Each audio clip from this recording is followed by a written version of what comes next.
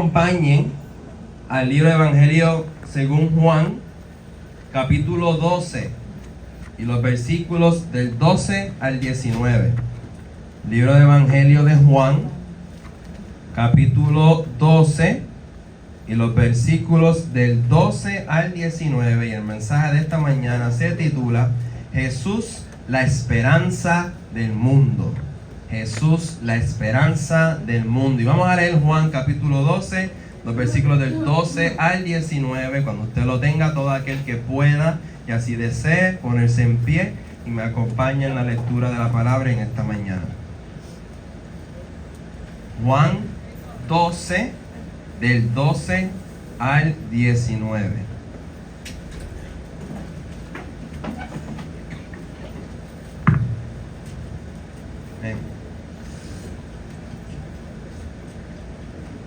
Y dice la palabra del Señor en Juan 12, del 12 al 19. El siguiente día, grandes multitudes que habían venido a la fiesta, al oír que Jesús venía a Jerusalén, tomaron ramas de palmera y salieron a recibirle y clamaban: Hosana, bendito el que viene en el nombre del Señor, el Rey de Israel. Y halló Jesús un asnillo y montó sobre él, como está escrito: No temas, hija de Sión, he aquí tu rey viene, montado sobre un pollino de asna. Estas cosas no las entendieron sus discípulos al principio, pero cuando Jesús fue glorificado, entonces se acordaron de que estas cosas estaban escritas acerca de él y de que se las habían hecho. Y daba testimonio a la gente que estaba con él cuando llamó a Lázaro del sepulcro y le resucitó de los muertos. Por lo cual también había venido la gente a recibirle, porque había oído que él había hecho esta señal. Miren lo que dice el 19. Pero los fariseos dijeron entre sí: ya veis que no conseguís nada. Mirad, el mundo se va tras él. Pueden sentarse, mis hermanos. Yo les pregunto en esta mañana, ¿qué es esperanza? Esperanza se puede definir como una expectativa segura. Es la expectación de un bien que se desea, o sea, una firme seguridad con respecto a las cosas que no son claras o desconocidas. En pocas palabras, esperanza es esta confianza de que algo que yo deseo va a llegar o va a suceder. Y todos aquí hemos esperado por algo, no hemos deseado algo. Hemos tenido la esperanza de que algo surja. Cuando uno es estudiante, uno tiene la esperanza de adquirir buenas notas. Cuando uno está en un trabajo, uno tiene la esperanza de que surjan nuevas oportunidades, nuevas experiencias. También uno tiene, cuando se encuentra enfermo, tiene siempre la esperanza de que llegará la sanidad o la restauración. Cuando uno está caminando, ¿verdad?, este maratón de la vida, uno tiene la esperanza de que cosas buenas sucederán en el camino. Así que vemos que la esperanza también es algo que en ocasiones nos mantiene. Nos mantiene porque todavía estamos esperando algo, aunque no sepamos cómo, ni cuándo, ni la manera. La esperanza nos mantiene seguros y nos mantiene esperando de que eso eventualmente sucederá. Todos aquí hemos dicho: han pasado estas cosas, pero yo mantengo la esperanza. Me han surgido estas situaciones, estas circunstancias, pero no pierdo la esperanza. Así que vemos que es algo que nos mantiene con ánimo, porque aunque no sé ni cuándo, ni dónde, ni cómo, eso que estoy esperando, confío en que llegará, sea sanidad, sea éxito, sea sustento, sea la respuesta a una oración. Y en eso está vinculado la fe, porque sabemos que la fe se define como la certeza de lo que se espera, convicción de lo que no se ve. Por ende va de la mano con la esperanza, porque al tener fe creemos y confiamos que eso que yo espero llegará. Así que viendo, ¿verdad?, lo importante que es la esperanza y el poder que tiene sobre el corazón y bienestar emocional de un ser humano, tenemos que preguntarnos: ¿qué sucede cuando uno pierde la esperanza? ¿Qué sucede cuando ya no hay esa expectación o esa confianza en la llegada de un bien que se desea? ¿Qué sucede cuando lo que antes era una seguridad firme ahora es un desaliento o un desfallecimiento de las fuerzas? Cuando uno pierde la esperanza y la fe, eso tiene un efecto grande en el corazón y en la mente de una persona. Trae una inestabilidad emocional. Cuando no hay esperanza, se pierde el ánimo, se pierde la paz, se pierden las fuerzas, el deseo de continuar. Y en los más peligrosos casos, se pierde hasta el deseo de vivir. Porque ya no hay esperanza, ya no hay fe. Pero lo que sí vamos a recordar en este día, que este día hoy es símbolo de esto, y lo que recordaremos en toda esta semana y que debemos recordar todos los días de nuestra vida, es que hay un hombre, hay un rey, y hay un Dios que da una esperanza que no puede ser desaparecida. Y es una esperanza que se mantiene firme sin importar los cambios de la temporada. Y es una esperanza que está edificada sobre promesas inquebrantables de eternidad, salvación y perdón. Firmadas y selladas con el sello de uno que no duerme ni que tampoco desmaya. Uno que tiene todo poder y toda autoridad. Y uno que vino montado sobre un humilde asnillo. Y Domingo de Ramos es la declaración pública de Jesús presentándose al mundo con 3 títulos. El primero, Jesús se está presentando como el Rey de los cielos y la tierra. Segundo, Jesús se está presentando como la paz del mundo. Y tercero, Jesús se está presentando como la esperanza de toda la humanidad. Y si leemos los primeros versículos, vamos a ver cómo es que Jesús se presenta como un rey. Si se fijan, en el versículo 12 comienza diciendo el siguiente día.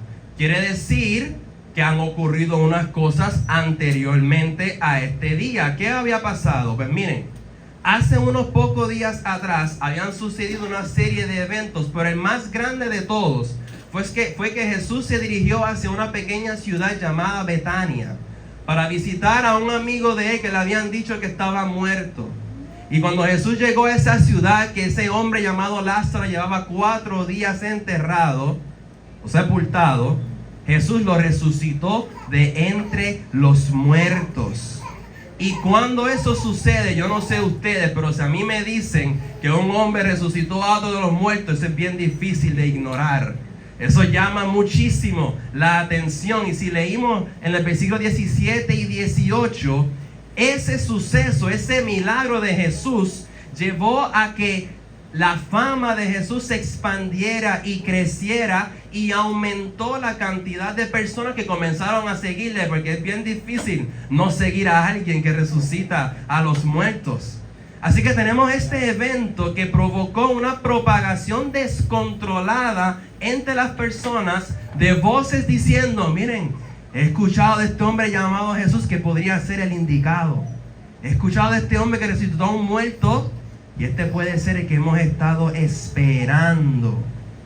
Jesús en otros momentos, cuando hacía milagros y portentos, en ocasiones le decía a las personas: mira, calla y no cuentes lo que Dios ha hecho contigo. No cuentes lo que acabo de hacer, el milagro que te acabo de dar.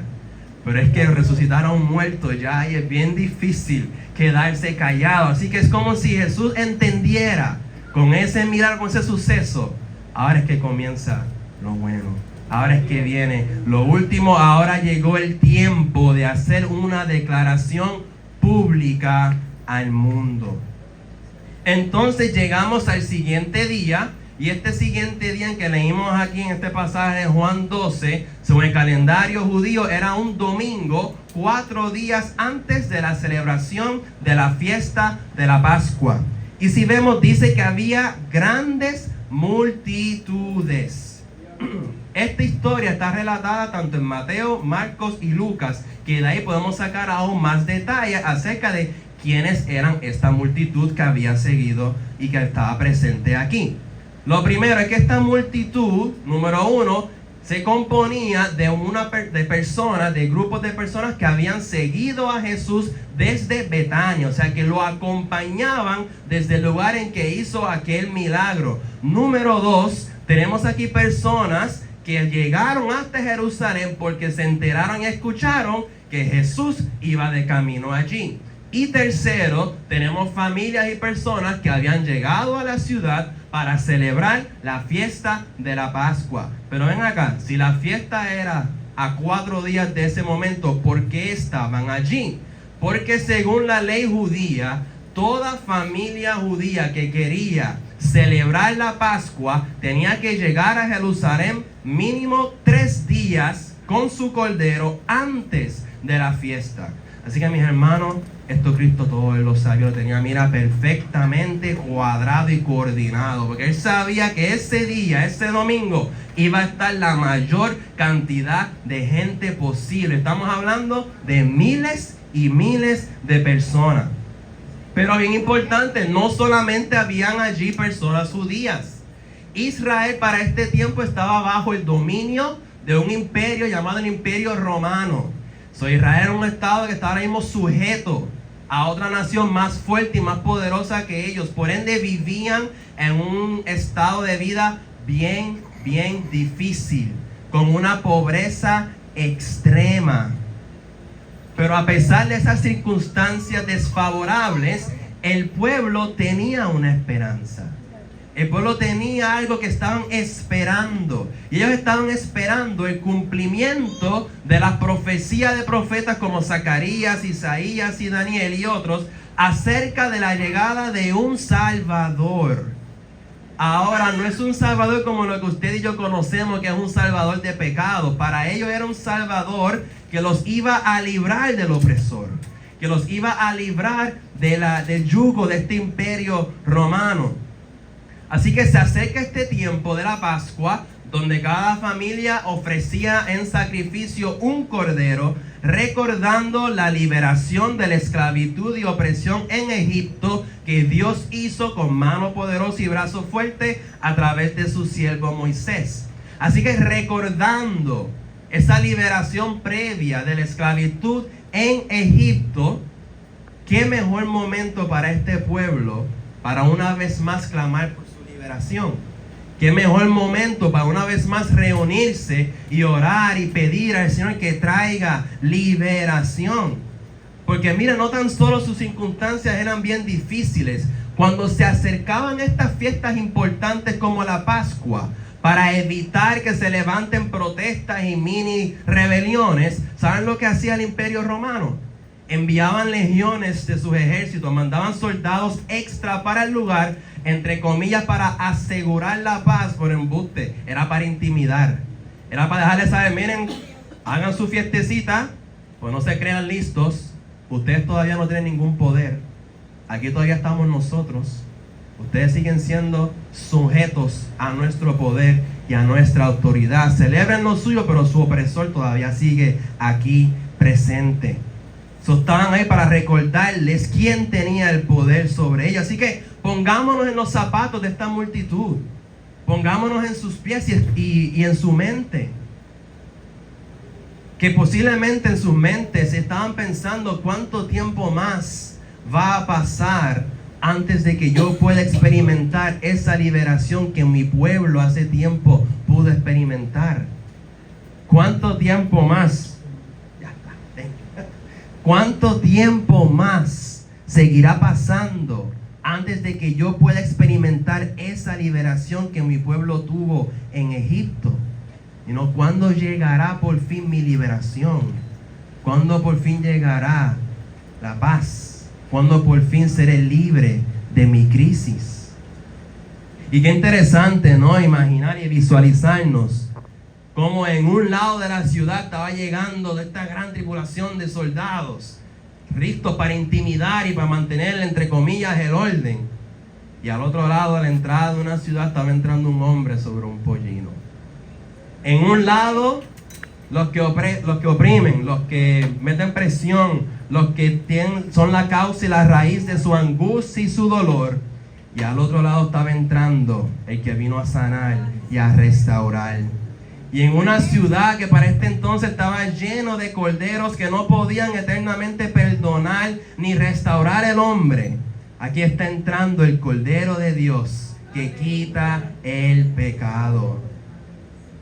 Y no habrá gente en medio nuestro, o en nuestro alrededor, o aún aquí adentro, que se sientan de igual manera que esta multitud, que se encuentran día tras día luchando con la misma crisis, que se sienten oprimidos por sus circunstancias y que se preguntan día y noche cuándo llegará mi liberación, cuándo llegará mi sanidad, cuándo llegará mi alivio, cuándo seré libre, cuándo seré feliz.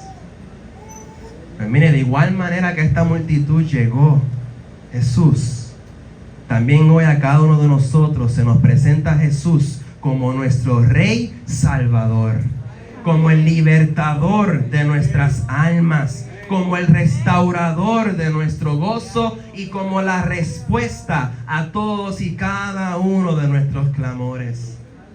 No fijes tus ojos en tus opresores. No fijes tus ojos en la crisis.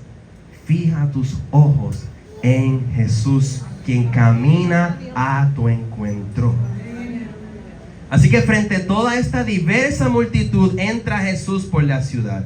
Y dice el texto que las personas tomaron palmas, y añaden otros evangelios que tiraron mantos en el suelo para que pasase sobre ellos. Y ese acto de tirar mantos en el suelo era un homenaje reservado a personas de alta nobleza. Y las ramas de palma eran un símbolo de nacionalismo judío, que quiere decir que ellos veían a Jesús como un salvador nacional, no como un salvador espiritual. Y comenzaron a decir en alta voz, que ya lo hemos leído: Hosana, bendito el que viene en el nombre del Señor, el Rey de Israel. Y estas palabras hacen referencia al Salmo 118, que está confirmado por eruditos judíos, que es una declaración mesiánica. Hosana significa literalmente salva ahora, o salva rogamos. En otras palabras, estaban diciendo: danos, Dios, la victoria y la prosperidad, porque tu hora esperada ha llegado. Y miren qué interesante, que aunque quizás el corazón de ellos no estaba en el lugar correcto, ni tampoco quizás su motivo haya sido el que era, es bien interesante como ellos no estaban clamando por riquezas, como ellos no estaban clamando por poder, sino que clamaban por salvación. ¿Y qué nos demuestra eso? Que hay ciertas cosas que en el mundo uno no lo puede conseguir. Hay ciertas cosas que uno necesita que en las cosas materiales nunca podremos encontrar. Solo en Cristo Jesús está la salvación que tu alma y tu corazón necesita. Solamente en Cristo Jesús está aquello que buscas en el mundo pero no puedes conseguir. Porque recordemos, como dice Apocalipsis 19:16, que Jesús es aquel que en su vestidura y en su muslo tiene escrito que Él es Rey de reyes y Señor de señores. Quiere decir que Él tiene toda autoridad, todo poder. No puedes buscar llenar tus vacíos con cosas efímeras, sino clama a Jesús. Clama a Hosana, a ese Rey que vino por ti. Clama al bendito Cordero de Dios, quien quiere entrar en tu corazón, entrar por las puertas de tu crisis. Así que abremos nuestros corazones. Abre las puertas de tu vida y recíbele hoy en ti. Recíbele en tu corazón. Recíbele en tu hogar y permite que aquel que vino en el nombre del Señor haga y complete una obra hermosa en tu vida. Así que aquí tenemos a Jesús presentándose al mundo y recordándonos hoy que Él es el Rey. Él es el que triunfa y reina sobre toda opresión y quien trae libertad al cautivo. Él es también el Rey quien en medio de nuestra opresión puede traernos sustento, que en medio de nuestra cautividad puede poner en nuestros labios cánticos de liberación, quien cuando nos encontramos con corazones quebrantados tiene el poder y la autoridad para restaurarnos y para levantarnos, para que nuestra vida vuelva a tener vida. Vida en el Rey que te ama. Y la multitud gritaba: salve ahora, Hosana, porque ellos tenían en mente una salvación más bien social y nacional de su opresión por parte de los romanos, el cual no era la misión de Jesús. Él no venía a querer cortar cabezas de romanos y establecer a Israel como una potencia. Y miren, si usted se pone en los zapatos de los soldados y estás ahí presente escuchando a este pueblo decir, Hosana, salva, Hosana, salva, y está entrando un hombre sobre un burrito, yo imagino que hubieran pensado, ¿los hermanos de qué? ¿Dónde están el ejército? ¿Dónde están los caballos? ¿Dónde están las armas? ¿Dónde están los fuertes y los grandes que vienen a retarnos? Ahí lo que hay es un hombre sobre un pollino, un simple hombre sobre un humilde asno. Y es que porque Jesús, a diferencia de lo que pensaba el pueblo judío, Él no vino a comenzar un ataque contra un imperio, sino que Él vino a presentarse como la paz. Y vemos en los versículos 14 al 15 que Jesús se sentó sobre un asnillo. Y nuevamente vemos que todo lo que Jesús hace, Él lo hace con propósito. No era porque se le ocurrió a última instancia que sobre un asnillo es que Él iba a entrar. No, Él tenía todo un propósito bien calculado y bien coordinado. Él sabía exactamente lo que estaba haciendo y se montó sobre un asnillo para cumplir con una de las profecías más importantes y más esperadas para el pueblo judío, que es la profecía que está en Zacarías 9:9, que el versículo 15 está referenciando. Así que esto era una acción contundente que revela que Él es de quien se había profetizado, que Él era por quienes ellos estaban esperando.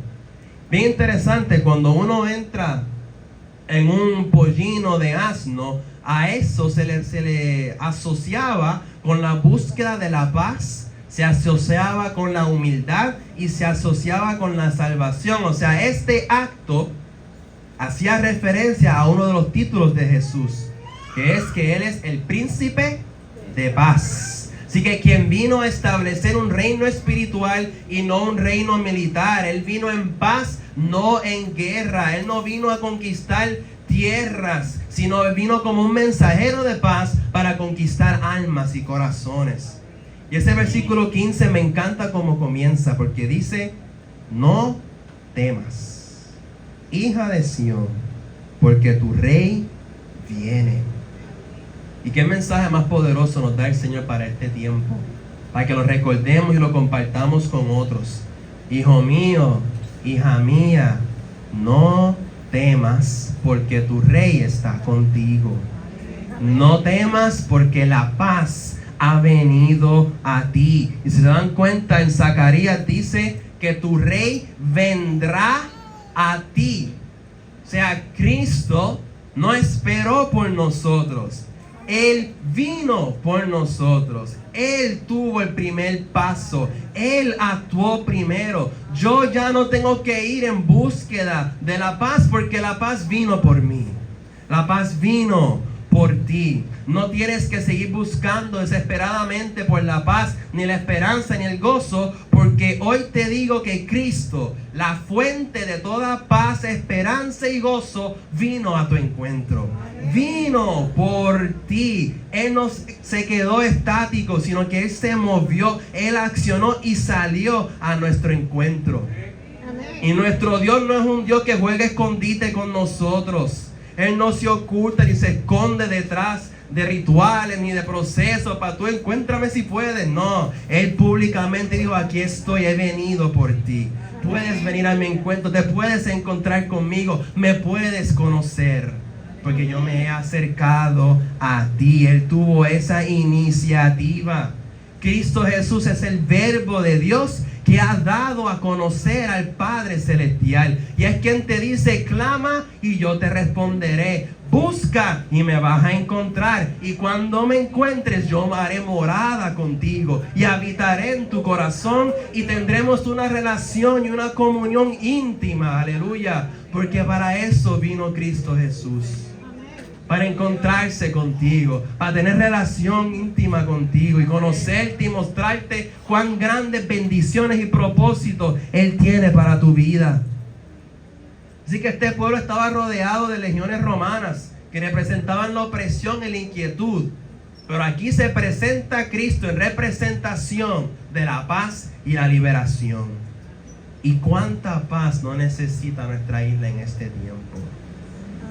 ¿Cuántos corazones tenemos a nuestro alrededor que se encuentran sin paz? Hay tanta desesperación, tanta desesperanza, tanta soledad, tristeza, angustia, dolor, sin encontrar consuelo ni solaz. Pero iglesia, no tenemos por qué temer, sino que tenemos que alzar nuestras voces y decirle al mundo: Jesús es tu Rey y Jesús es tu paz. De Él los ángeles dijeron en Lucas 2:14, cuando Él nació: gloria a Dios en las alturas y en la tierra, ¿qué? En la tierra paz, buena voluntad para con los hombres. Y Jesús también dice en Juan 14:17: la paz os dejo, mi paz os doy, yo no la doy como el mundo la da. No se turbe vuestro corazón ni tenga miedo. ¿Qué quiere decir ese versículo? Que mira que sí, el mundo ofrece un tipo de paz. Sí, en el mundo puedes encontrar algo similar a la paz, pero ¿saben qué? No es una paz segura, no es una paz duradera, no es una paz que es resistente a las aflicciones de esta vida. Ahora, pero en Cristo Jesús sí hay una paz que sobrepasa todo entendimiento, una paz que guarda nuestros corazones y que guarda nuestros pensamientos. Por eso dice Jesús en Juan 16:33, Él abunda un poco más y dice: estas cosas os he hablado para que en mí tengáis paz. Porque en el mundo tendréis aflicción, pero confiad, yo he vencido al mundo. Aleluya. En Él está la paz que jamás será vencida. Y una paz que no es vencida por un diagnóstico. Es una paz que no es vencida por una tragedia. Es una paz que no es vencida por una puerta cerrada, sino es una paz que en medio del diagnóstico, que en medio de la tragedia, que en medio de la angustia, de la frustración y de la inseguridad, nos mantiene firme en nuestro camino, nos consuela en nuestro dolor, nos da abrazo en medio de la soledad, levanta nuestras cabezas y afirma nuestros pasos para que podamos seguir caminando seguros, anclados de la paz, quien es Cristo Jesús, como dice Efesios 2:14. Él es nuestra paz y en Él puedes hoy tú confiar. ¿Has puesto tu confianza en la paz, iglesia? ¿Has entregado en Jesús tus miedos, tus temores, tus inseguridades? Isaías 26:3 nos dice la razón de por qué deberemos hacer eso. Dice: tú, hablando de Dios, guardarás en completa paz a aquel cuyo pensamiento en ti persevera, porque en ti ha confiado. En este tiempo, iglesia, pon tu confianza en el Señor.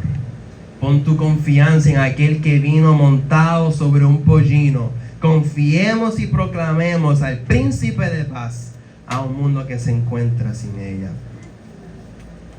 Y recordemos bien, sobre todo, que el precio para que tú y yo pudiéramos tener paz, Cristo lo pagó.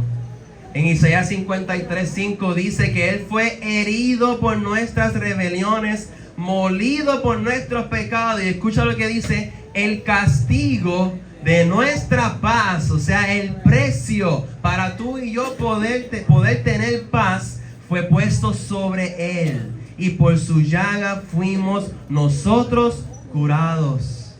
Quiere decir que tu paz y mi paz tuvo un precio que no podíamos pagar.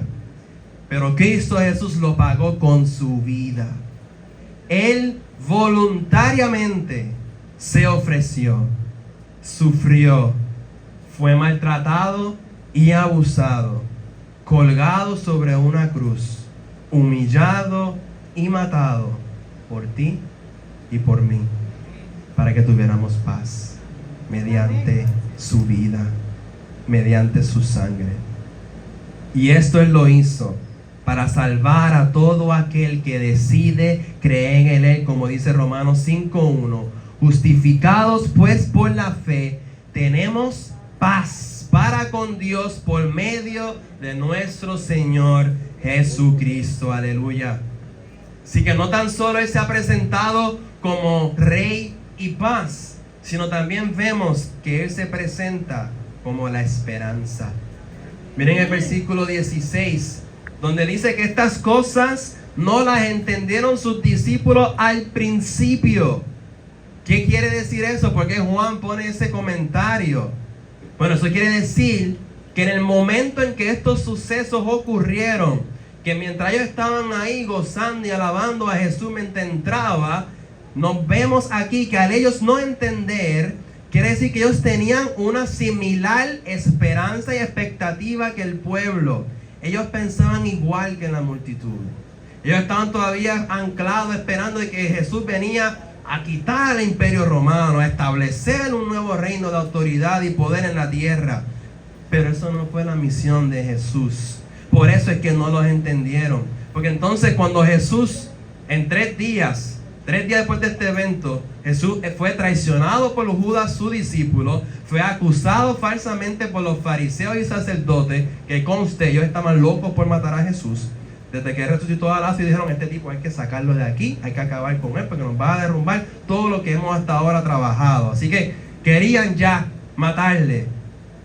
Y a cabo de 3 días, donde él es traicionado y acusado, la misma gente que proclamaba Hosana, después comenzaron a proclamar, crucifíquenlo, crucifíquenlo, crucifíquenlo. Cuando ellos vieron que Jesús no era quienes ellos estaban esperando, lo rechazaron y dijeron, no, para afuera, crucifíquenlo. Miren lo que dice Juan 12:37, que dice que a pesar de que había hecho tantas señales con ellos, no le creían. Por eso es que, como leímos en el devocional en Lucas 19, cuando Jesús se acerca a la ciudad y ve todo este gentío, Él comienza a llorar. Porque Él ve la superficialidad de sus palabras. Porque Él ve que sus corazones no estaban en lo correcto. Y llora por ellos diciendo, porque no conocen lo que era para su paz. Tenemos aquí un pueblo que no estaba dispuesto a someterse a Jesucristo como el Hijo de Dios, sino que insistía en que dominara su voluntad por encima de la de Dios. Así que, ¿qué quiere decir esto? Que la multitud perdió la esperanza. Perdió la esperanza de Jesús. Dejaron de creer en Él. Y lo mismo sucedió con los discípulos. Cuando vieron que Jesús murió, ¿saben cuántos de ellos estuvieron presentes en la crucifixión? 1. Todos los demás huyeron. Pedro le traicionó. Judas se ahorcó. Solamente 1 estuvo presente cuando Jesús estuvo colgado en la cruz. Porque se había muerto la esperanza de ellos. Bueno, eso es lo que ellos pensaban y entendían. Y no nos debe de sorprender, porque a lo largo de los evangelios hubieron varios momentos donde Jesús tenía que recordarle a los discípulos que las expectativas que ellos tenían no eran las del reino. Porque muchas veces los discípulos se enfocaban más en gloria que en humildad, más en puestos de privilegio que de servicio, más en recibir y no en sacrificar. Todas esas que son manifestaciones de un reino terrenal. Pero el reino de Cristo es totalmente diferente. El Mesías poderoso de Dios es también el siervo sufriente, que para alcanzar la gloria tuvo que pasar por la cruz. Pero nosotros sabemos que la historia de Jesús no culmina en la cruz del Calvario. Bien sabemos, como narra la historia, que al 3er día Jesucristo resucitó y salió victorioso de esa tumba. Y entonces, cuando Cristo resucita, es que entonces los discípulos entienden todo lo que se les había dicho. Porque entonces, espérate, este que antes pensaba que era la esperanza y que murió, ahora resucitó. Quiere decir que tiene una misión aún mayor, un propósito aún más grande que lo que yo había pensado y esperado. Así que recordaron y entendieron que Jesús sí es ese Rey eterno esperado, que Él es esa paz que el mundo necesita y que Él es esa esperanza de gloria que por tanto tiempo había esperado. Porque un Cristo resucitado, mis hermanos, cambia todo el panorama. Cristo resucitado es el cumplimiento de la promesa del Padre Celestial. Deja saber que Jesús es quien Él dijo ser quien es. El Cristo, el Mesías, el Salvador, el Redentor, el Restaurador, el Consolador, el Todopoderoso, el Perdonador y el Vencedor. Cristo resucitado da sentido y propósito a nuestra fe y esperanza. Y Él es nuestra esperanza, quien, como dice en 1 de Juan versículo 3, nos hizo renacer para una esperanza viva mediante su resurrección. Como Cristo vive, viva es mi esperanza. Quiere decir que Él es una esperanza que no muere, que no termina ni que acaba. Así que si hoy, mis hermanos, te sientes y te encuentras como se encontraban estos discípulos, sin entender, perdiendo la esperanza, te recuerdo lo que dice Hebreos 10:23. Mantengamos firme sin fluctuar la profesión de nuestra esperanza. Miren cómo dice: porque fiel es el que prometió. Fiel es aquel en quien has puesto tu confianza. Fiel es aquel que te ha dicho que va a estar contigo todos los días de tu vida. Fiel es el que te ha dicho que no hay nada imposible para Él. Fiel es el que te ha dicho que todas las cosas les ayudan a bien para los que le aman. Fiel es el que te ha dicho que si creyeres verás su gloria. Fiel es el que te ha dicho: venid a mí todos los que están cargados y yo os daré descanso. Fiel también es el que te ha dicho que con amor eterno te he amado. Él es quien te ama como padre, quien te ama como esposo, y que nada ni nadie podrá separarte del amor de Dios. Y fiel es aquel que ha dicho: bástate de mi gracia, porque mi poder se perfecciona en tu debilidad. En tu debilidad se perfecciona el poder de Jesucristo. Así que Él es nuestra esperanza viva. Hosana al Rey que vive, a la paz que reina y a nuestra esperanza eterna, quien ha prometido un día volver por su iglesia. Y un día podremos estar eternamente con nuestro amado Señor. Iglesia, ¿tienes esperanza en este día? Para ir cerrando, versículo 19 dice algo sumamente fascinante. Entre todo este gentío y multitud, todas estas emociones, gritando Hosana al Rey que viene, bendito el que viene, había un grupito que no estaba nada de contento. Hay un grupito que veía a este y decía: echa la mierda, todo lo que hemos intentado para que este hombre Jesús detenerlo, y mira cómo el mundo sigue tras él. Aquí vemos la frustración de los fariseos. Ellos estaban ofendidos por lo que veían, porque Jesús no era lo que ellos querían. Jesús no era lo que ellos esperaban. Jesús no cumplía con las expectativas que ellos tenían, con las interpretaciones que ellos le habían dado a las profecías. Y como se aferraron a sus interpretaciones, como se aferraron a su perspectiva, a su visión del mundo, no pudieron entender el ministerio de Jesús y no le recibieron. Así que cuando ellos vieron esto, vemos que rápido dijeron: vamos a matarlo, vamos a salir de él. Y en ellos vemos el triste resultado de cuando uno se aferra a sus propias creencias y paradigmas. Cuando nos enfocamos en nuestra propia interpretación y visión del mundo, que nos impide ver a Jesucristo, que nos impide verle tal y como Él se presenta. Y no es eso lo que sucede hoy en día con tantas personas que no están dispuestos a dejar a un lado sus filosofías, que no están dispuestos a dejar a un lado sus ideologías y sus creencias para poder ver a Jesús.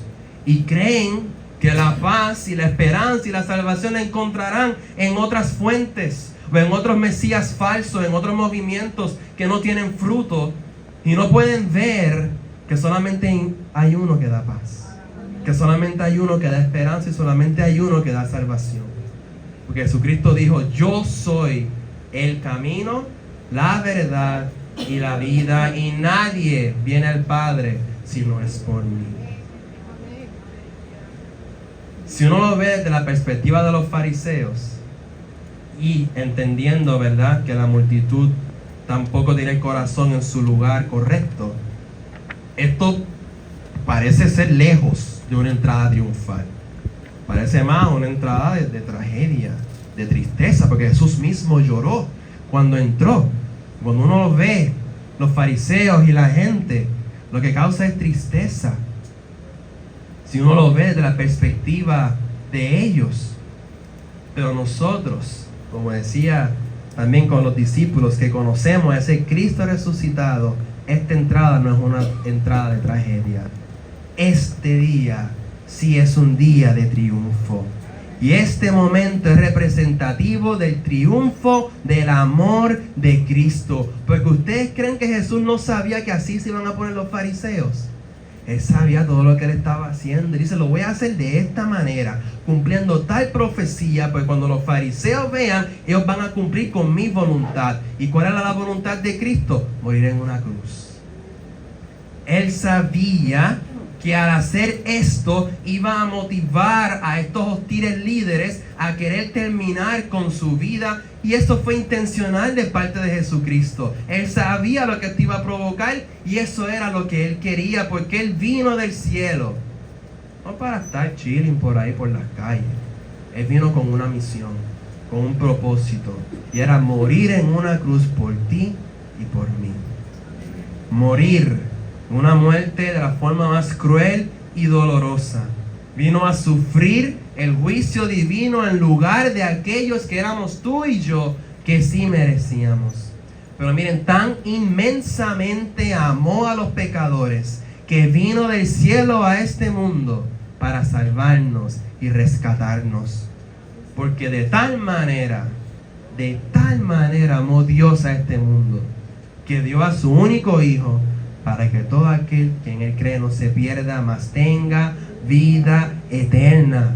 Y él murió, pero luego resucitó para que hoy sí le podamos ver tal y como él se presenta. Él es el Rey, el Señor y Salvador de nuestras almas. Así que por tanto, desde el punto de vista de Jesús y de todos nosotros que por la gracia soberana le adoramos por quien él realmente era y es, Domingo de Ramos es un día de triunfo. Es el triunfo de la humildad sobre el orgullo y la grandeza mundana. Es el triunfo de la pobreza sobre la riqueza, de la mansedumbre y la dulzura sobre la rabia y la malicia, de la salvación sobre la perdición y del perdón sobre la condenación. Ellos dicen, mirad, el mundo se va tras él. Y definitivamente el mundo sigue tras Jesús. No hay otra figura histórica más estudiada e investigada que él.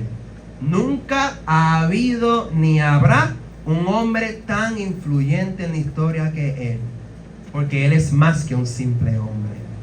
Él es la imagen del Dios invisible, el unigénito Hijo de Dios, quien está sentado a la diestra del Padre, lleno de gracia y poder, reinando sobre todo con majestad. Y nosotros vemos a Jesús tal y como Él es.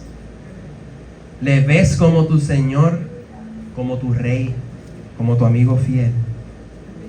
En este tiempo, ¿tras quién irás? ¿A quién vas a seguir en este tiempo? ¿En quién vas a depositar tu fe? ¿Y quién es tu esperanza? Yo le invito a que en este día abracemos la esperanza viva. Abraza al Rey, abraza la paz, abraza la esperanza, abraza a Jesús. Romanos 15:13 dice, y el Dios de esperanza os llene de todo gozo y paz en el creer, para que abundéis en esperanza por el poder del Espíritu Santo. ¿Hay alguien aquí en esta mañana que se encuentre necesitado de paz? Que siente que ha perdido un poco la esperanza, que se encuentra frustrado, agobiado, oprimido en su camino, si te sientes hoy así, te invito a que te pongas en pie, que queremos hoy orar por ti. Porque